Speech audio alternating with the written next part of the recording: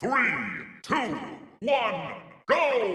तो इस एपिसोड की स्टार्टिंग फायरवर्क्स को दिखाने से होती है, जिसे सुन और वेंग एक साथ एंजॉय कर रहे थे। अब आप लोग सोच रहे होंगे कि यह कैसे हुआ। यही चीज जानने के लिए हमें फ्लैशबैक दिखाया जाता है, जहां पर सुन वेंग को उसके साथ अगले दिन डेट पर चलने के लिए पूछ रही थी, लेकिन वेंग उसकी बातों को इग्नोर कर रहा था। वहीं दूसरी तरफ हम दो लोगों को देखते हैं। दरअसल ये लोग कॉन्ट्रैक्ट किलर है और उनको सुन को मारने का कॉन्ट्रैक्ट मिला है, लेकिन उनकी किस्मत खराब थी कि वेंग उन्हें देख लेता है और अपने मैजिक का यूज करके शूटर को डिस्ट्रैक्ट करता है, जिसे वो सून को शूट नहीं कर पाते। इस तरफ सून फ्रस्ट्रेट होकर जोर से वेंग को उसके साथ डेट पर चलने के लिए पूछती है, जिसे सुनकर आसपास के सभी स्टूडेंट्स हैरान रह जाते हैं और बेचारा चेन तो रोने ही लगता है। ठीक उसी वक्त टीचर वेंग को आवाज लगाते हैं और अपना नाम सुनकर वेंग हाँ में जवाब देता है। यह सुनकर सुन को ऐसा लगता है कि वेंग ने उसके साथ डेट पर चलने के लिए हाँ बोला है। दूसरी तरफ शूटर्स अपनी बॉस को इन्फॉर्म करते हैं कि आज वे लोग सून को शूट नहीं कर पाए, जिसके जवाब में बॉस अगली बार ट्राई करने का कहती है। इधर वेंग टीचर के साथ उनके पीछे जाने लगता है, तो सून भी उसका पीछा करती है, क्योंकि उसे लग रहा था कि वेंग भी उसे पसंद करता है और इसीलिए उसने डेट पर चलने के लिए हाँ बोला था। अब क्योंकि सून स्कूल की सबसे पॉपुलर लड़की थी, इसीलिए स्टूडेंट्स उसकी फोटो खींचने लगते हैं और सोशल मीडिया पर वेंग और उसके रिलेशन के बारे में पोस्ट करते हैं, जो देखते ही देखते वायरल हो जाती है और कॉन्ट्रैक्ट किलर के बॉस भी उसे देख लेते हैं। अगले सीन में हम वेंग को स्कूल के हेडमास्टर जू के सामने देखते हैं, जिसे हमने एपिसोड 1 में देखा था। आगे जू वेंग को पूछता है कि तुम वही 6 साल के बच्चे हो ना, जिसने सालों पहले सिर्फ एक किक से जाइंट फ्रॉग को मार गिराया था। जू की बात सुनकर वेंग हैरान हो जाता है कि जू को कैसे पता कि मैं वही बच्चा हूँ, लेकिन इससे पहले वो कुछ बोल पाता, जू अपने घुटनों के बल बैठकर वेंग को मास्टर कहकर पुकारता है। दरअसल वो वेंग की पावर्स देखकर उसका फैन हो गया था, मगर वेंग ऐसा नहीं चाहता था, इसीलिए वो याददाश्त भुलाने का मैजिक यूज करता है, लेकिन वो उसकी पावर सिर्फ 50% ही रखता है, क्योंकि अगर उसने 100% पावर जू पर यूज की तो उसका मेमोरी लॉस भी हो सकता है, इसीलिए वो सिर्फ 50% ही यूज करता है। इसके बाद जब वेंग शांति से नूडल्स खा रहा था, तभी डॉग वहां आकर उसे शूटर्स के बारे में इन्फॉर्म करता है, क्योंकि उसने शूटर्स को सून को टारगेट करते हुए देख लिया था।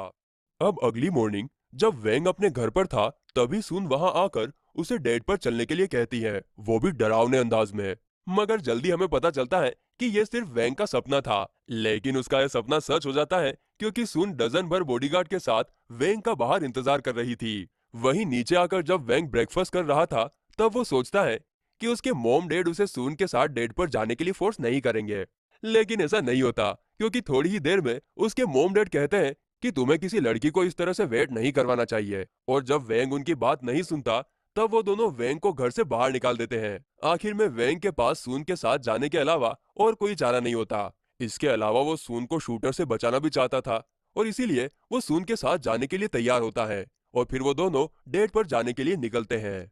आगे हम देखते हैं कि शूटर्स उन दोनों पर दूर से नजर रखे हुए थे और सेम टाइम पर उनकी बॉस कहती है कि तुम दोनों के पास ये आखिरी चांस है सून को खत्म करने का, और अगर तुम ये नहीं कर पाए तो तुम दोनों की खैर नहीं। इस तरफ सून वेंग को एक सुंदर से गार्डन में लेकर आती है, जो कि असल में उसी की फैमिली की प्रॉपर्टी थी। वहीं उन दोनों का पीछा करते हुए शूटर्स भी वहां तक आ गए थे और उन्होंने ऑलरेडी सून के सारे बॉडीगार्ड्स को ठिकाने लगा दिया था।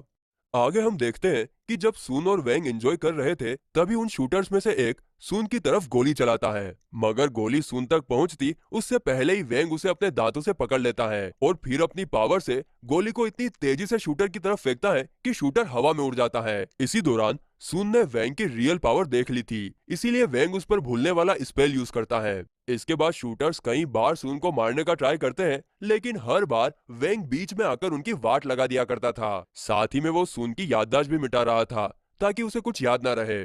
वहीं शूटर्स इससे परेशान हो गए थे, क्योंकि उन्हें समझ में नहीं आ रहा था कि उनके साथ हो क्या रहा है। इसके बाद अगले सीन में सुन वेंग को फेरी व्हील में चलने के लिए कहती है, जिस पर वेंग मान जाता है, ये सोचकर कि उन्हें शूटर से छुटकारा मिल जाएगा। लेकिन उनके जाते ही शूटर्स भी उनके पीछे व्हील पर चढ़ जाते हैं। ये सब जू ने देख लिया था और वेंग यानी कि अपने मास्टर को खतरे में देखकर वो तुरंत इमोर्टल हीरोज को कॉल करके बुलाते हैं। इस तरफ जब सून और वेंग अपनी बातों में बिजी थे, तभी शूटर्स वहां आकर दोनों को गन पॉइंट पर पकड़ लेते हैं। ये सब देखकर सून काफी घबरा जाती है, लेकिन वेंग शांति से बैठा हुआ था।